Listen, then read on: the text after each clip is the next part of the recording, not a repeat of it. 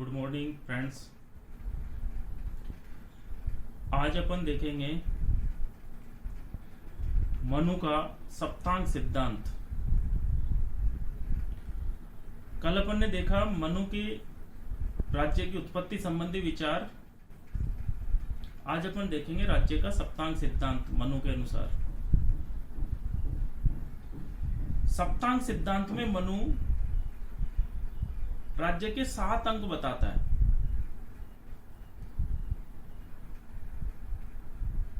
सात अंग इस तरीके से बताता है, वो स्वामी, मंत्री, पूर्व, राज्य, कोष,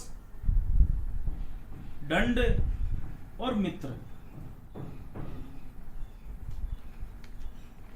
7 अंग कौन कौन से बताता है? स्वामी, मंत्री, पूर्व, राज्य, कोष, दंड व मित्र। एक एक का अपन देखेंगे, अध्ययन करेंगे। तो सबसे पहला जो राज्य का महत्वपूर्ण अंग बताता है मनु, वो है स्वामी अर्थात राजा। राजा 7 अंगों में सबसे महत्वपूर्ण है। राजा की स्थिति राज्य में सर्वोच्च है। राजा पृथ्वी पर ईश्वर का अवतार है। जनता की रक्षा के लिए, जनता के कल्याण के लिए ईश्वर ने उसे पृथ्वी पर भेजा है। राजा पर किसी प्रकार का कोई नियंत्रण नहीं है।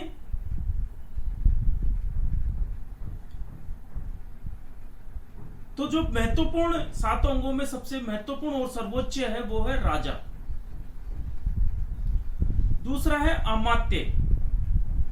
अमात्य नहीं, अपन कहेंगे इसे मंत्री। अमात्य शब्द का प्रयोग करता है, आगे अपन अध्ययन करेंगे कौटिल्य का। तो मनु दूसरा जो महत्वपूर्ण अंग बताता है राज्य का, वो है मंत्री। राजकार्य काफी व्यापक है, एक व्यक्ति उसे संपन्न नहीं कर सकता। इसलिए राजा को सहायता और परामर्श देने के लिए अच्छे और योग्य व्यक्तियों को होना जरूरी है। और वो व्यक्ति राजा को अच्छा कार्य करने के लिए, प्रजा का कल्याण करने के लिए, प्रजा रक्षा के लिए, अच्छा कार्य करने के लिए जो सलाह देंगे उनके अनुसार राजा कार्य करेगा। तो राजा को सलाह देने के लिए व्यक्तियों की जो एक संस्था होगी उसे मंत्री कहता है मनु। कौटिल्य इसके लिए अमात्य शब्द का प्रयोग करता है। मंत्री शब्द के लिए मंत्री के स्थान पर कौटिल्य अमात्य शब्द का प्रयोग करता है, जो अपन कल देखेंगे, बाद के वीडियो में देखेंगे। राज्य का जो तीसरा अंग है वो है पुर अर्थात दुर्ग। दुर्ग एक वो स्थान होता था जहां पे राजा बहुत ही सुरक्षित तरीके से रहता था, जो सुरक्षा की दृष्टि से महत्वपूर्ण और सुरक्षा की दृष्टि से बिल्कुल सही हो। दुर्ग किसी पहाड़ी पे भी हो सकता है, जिसे पर्वत दुर्ग कह सकते हैं अपन। चारों तरफ से जल से घिरा हुआ कोई ऐसा स्थान हो सकता है सुरक्षित, वो जल दुर्ग की श्रेणी में आ सकता है। वन दुर्ग, वन के अंदर कोई दुर्ग है तो वो वन दुर्ग की श्रेणी में आ सकता है। धानवन दुर्ग मतलब जो निर्जर एकदम मरुस्थल में कोई अगर दुर्ग है तो वो धानवन दुर्ग की श्रेणी में आएगा। तो एक सुरक्षित और सुविधाओं से सुसज्जित, सुविधाओं से आम जन की सुविधाओं से युक्त एक दुर्ग होना चाहिए एक अच्छे राज्य के लिए।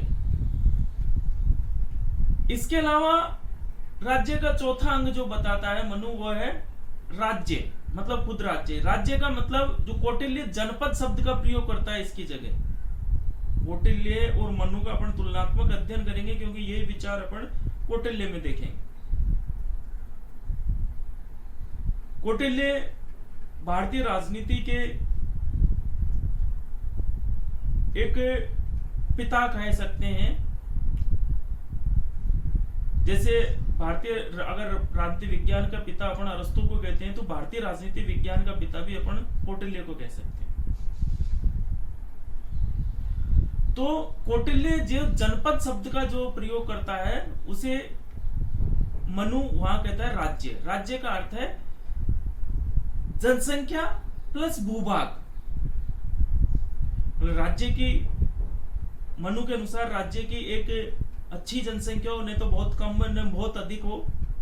इसके अलावा जनसंख्या अष्टपुष्ट हो, निरोगी हो। भूभाग, राज्य के पास पर्याप्त भूभाग हो। तो ये राज्य में आएंगे जनसंख्या प्लस भूभाग। राज्य का पांचवा जो अंग अगला बताता है, वो मनु बताता है कोश। कोश का मतलब है धन। कोश के बिना एक राज्य का कल्याण संभव नहीं है। कोष का जो एकत्रण है वो जनता के द्वारा, जनता के से ही किया जाएगा। राजा जनता के ऊपर विभिन्न प्रकार के कर लगाकर कोष का संग्रहण करता है। कर इस तरीके से लगाए जाने चाहिए कि न तो जनता का शोषण हो, जनता पर बहुत अधिक कर भी नहीं हो, और राजकार्य जितने आवश्यक हो, राजकार्य के लिए जितने कोष की जरूरत हो उतना संग्रहण भी हो। तो न तो बहुत अधिक जनता का शोषण हो और न ही राज्य की आवश्यकता ही पूरी नहीं हो। तो मतलब कोष या कोष का संग्रहण ऐसा हो राजा के पास कि न तो शोषण हो और न ही राज्य अभाव में रहे। एक संतुलन में राजा को टैक्स लगाना चाहिए, जनता के ऊपर कर लगाना चाहिए, और उसका तरीके से संग्रहण करके एक मजबूत कोष राजा के पास होना चाहिए, तभी राजा जनकल्याण के कार्य कर सकता है। अगला अंग है दंड। दंड को अपन सामान्य शब्द में कहे तो सेना। राजा के पास एक मजबूत सेना होना चाहिए, सैन्य होना चाहिए। सेना अस्थि सेना, रथ सेना, जल सेना, पैदल सेना, इस तरीके से सैनिक हो सकते हैं। सेना निपुण होनी चाहिए।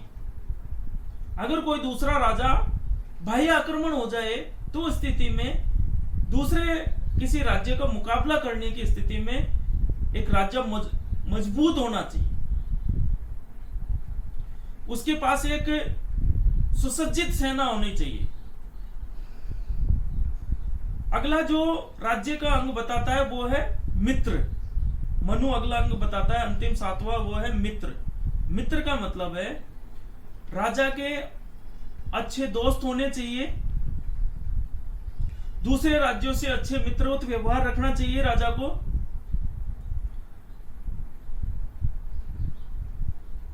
तो मनु के जो सप्तांग सिद्धांत में 7 अंग जो मनु बताता है, स्वामी या राजा, मंत्री, दुर्ग, राज्य, कोष, दंड व मित्र। अगर आधुनिक राजनीतिक विज्ञान में तुलना की जाए तो इसमें भी राज्य के 4 अंग कह सकते हो।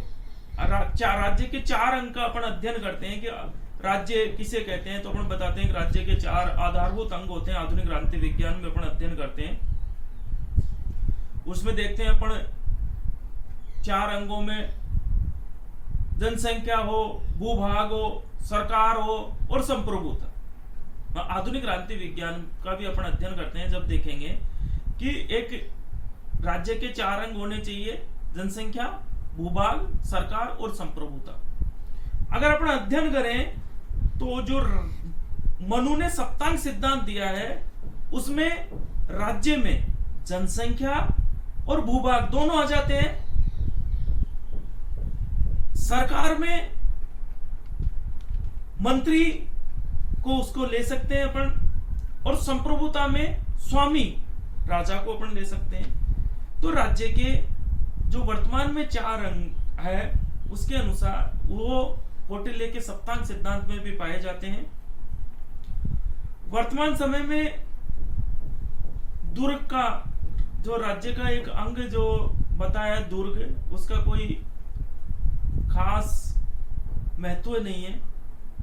बाकी राज्य के जो 7 अंग है, दुर्ग को छोड़ के वो 6 अंग है, उनका होना आज भी अनिवार्य है। एक अच्छे राज्य के लिए, एक राज्य के लिए उनका होना अनिवार्य है। इस प्रकार से कौटिल्य का सप्तांग सिद्धांत अपन ने अध्ययन किया। अब अगले वीडियो में अपन कौटिल्य और मनु दोनों का अपन तुलनात्मक अध्ययन कर रहे हैं। कौटिल्य को देखेंगे आगे, पर मनु के सप्तांग सिद्धांत का अपन ने अध्ययन किया। अगले वीडियो में अपन परराष्ट्र संबंधों का अध्ययन करेंगे कि दूसरे राज्यों से किस प्रकार से एक राजा को संबंध रखने चाहिए। जय हिंद, जय भारत।